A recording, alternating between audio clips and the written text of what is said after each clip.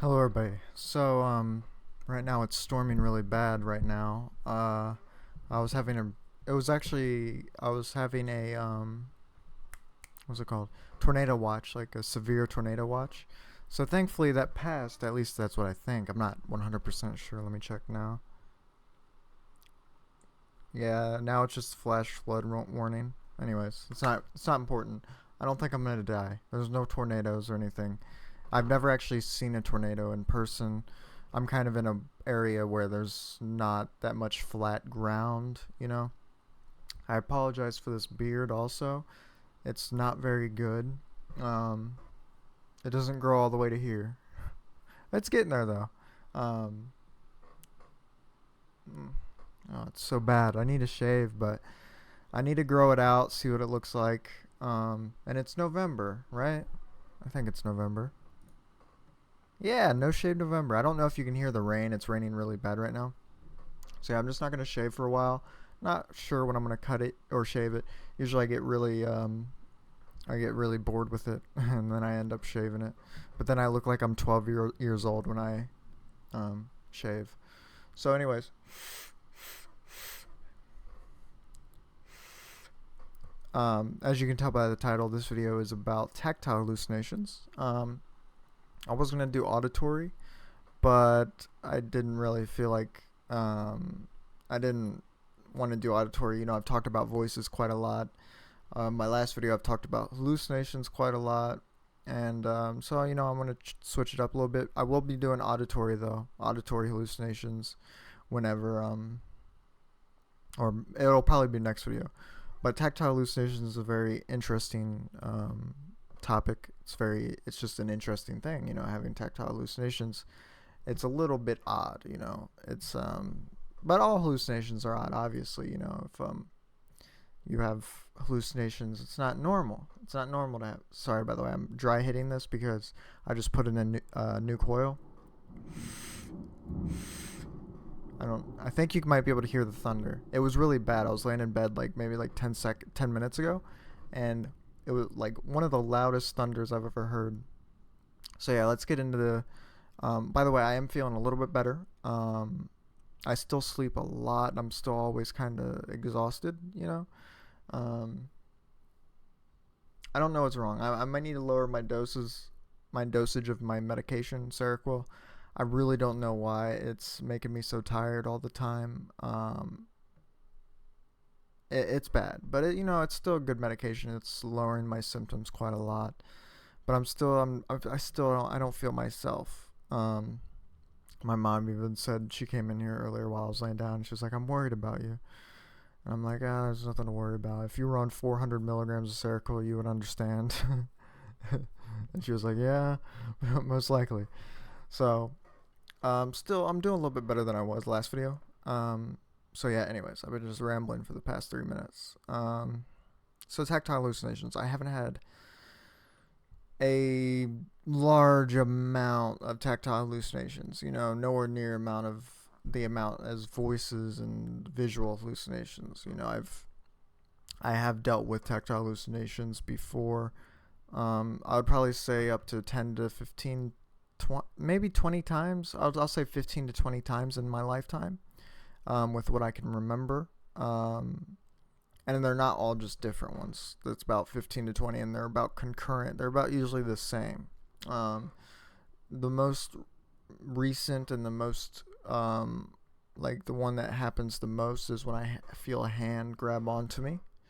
Like a hand grab onto me, or I remember once I was laying in bed and I felt a hand grab onto my hand like this. And I was like, "Whoa!" I jumped because it was such a weird thing. I was like, because I was just laying down. Hand grabbed me like this, I think, or like this, and I was like, "Ooh!" I jumped, and then I got out of that room, and it was such a weird feeling. And having tactile hallucinations is probably the scariest hallucination you can possibly have, um, because you can feel it. You can feel it. A tactile hallucination, if you don't know, is when you feel a hallucination, obviously. Um, Other ones I've had are bugs crawling on me. I have that quite often, but I don't see it. I only feel it. You know, I I look, but I don't see it. I just feel it. I mean, but I have had it to where I have seen it though. But most of the time, it's not where I can see it. I just feel like a bug crawling on me or bugs crawling on me, and it feels like actual bugs are crawling on me. But I don't have that too much. You know, I don't have that too much. Now the thing is, I haven't had that many tactile hallucinations in my life. I thankfully don't really deal with them that much. And thankfully, I don't really deal with um, that much hallucinations overall. You know, I don't deal with visual hallucinations as much as I used to when I was around 16, 17 years old. That's when it was really, really bad. And that's when my tactile hallucinations were really bad. I don't remember what age I was when I had the girl from the ring claw at my feet, or do that at my feet. You know, the things between your like these right here on your feet and on your hands. I've had that on my feet, and like really um, sharp nails, just clawing at my. I don't know what these things are called. Sorry, I'm like flipping you guys off right now. All right, this finger, I've had this just scratched, and it looked, and I was bleeding. Like it actually, like it hurt like hell. Like you may think um, that with tactile hallucinations you feel it, and it's not real, but you still feel it. Just like with panic attacks, for example, it's all in your head, but you still feel it. You know, it's not actually happening. Um, like when I had that panic attack that one time, it felt like I was having a heart attack, like like an actual heart attack, and it felt real, but it wasn't real. So it's kind of like that. You know, you can kind of compare it to that. Tactile hallucinations, you feel it. And you know it's not real, except for when you have bugs crawl on you or something like that. You don't know if that's real or not, because that's very hard to determine if it's real or not, you know. Other ones I've had, grabbing at my feet. You know, the most common one is when they're like, I feel hands grabbing on me, like this. You know, on my legs, on my back. You know, stuff like that. And it sounds scary, and believe me, it is scary. I would say tactile hallucinations are the worst. Um, I'll put it into a list of which ones are the worst for me. Tactile number one. Um, Number two, I'll have to put. No, I can't put that. Um, I'll have to say visual hallucinations are second, olfactory hallucinations, and then auditory hallucinations. I know there's more, but I don't know what it's called. I don't know what it is.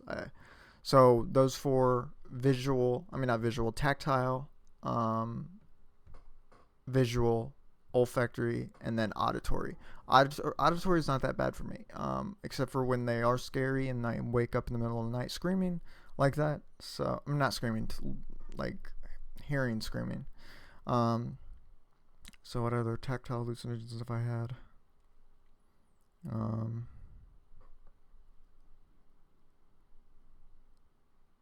yeah, that's about it for the tactile hallucinations. You know, I never really deal with them that much. It's usually just those three things. I'm trying to think of what other ones I've had, but it's usually just hands grabbing on me, doing this. Like a hand just going like that on you. It's usually just to do with hands, and they just grab onto me, pull me a little bit too. I've had that happen before. And it does feel like you're kind of like. I mean, it's terrifying. You know, it's like you're not possessed. It's like you're living in a fucking haunted house or something like that, you know? And it's like you're constantly just on edge when you have this illness, you know? Constantly on edge. That's how I am. Well, not as much as I used to be. I'm still on edge like all the time of just being terrified or something like that. But most of the time I'm just chill lately. It's my medication. It makes me so tired. I sleep like 20 hours a day. Um, I wake up and then I go back to sleep after like an hour.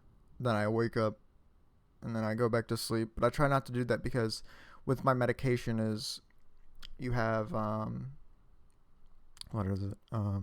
Withdrawal symptoms with Seroquel. I don't know if it's like that with other antipsychotics, but with Seroquel you have withdrawal effects if you don't take it for a day, and it feels like you have the flu.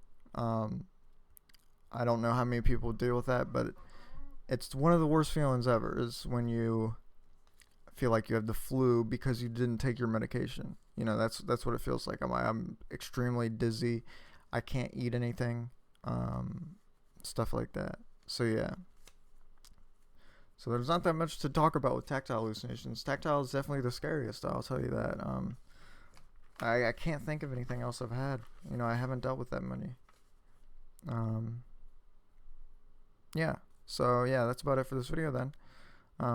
Tactile hallucinations are the scariest. I will tell you that, and I'm sure a lot of other people who deal with all sorts of hallucinations would agree. Um, and then visuals probably the second. You know. So next video I'll be doing will be on auditory hallucinations. Auditory hallucinations. You know, I'll have a lot to talk about that with that because I've dealt with that a lot in my life. So yeah, I hope you guys enjoyed this video. If you did, leave a like, subscribe if you enjoyed my content. I make a video every single week. All the links for my social medias will be down in the description. I'm so sorry. I kind of blacked out for a second. Okay, I love you all. Bye, everybody. I hope you enjoyed this.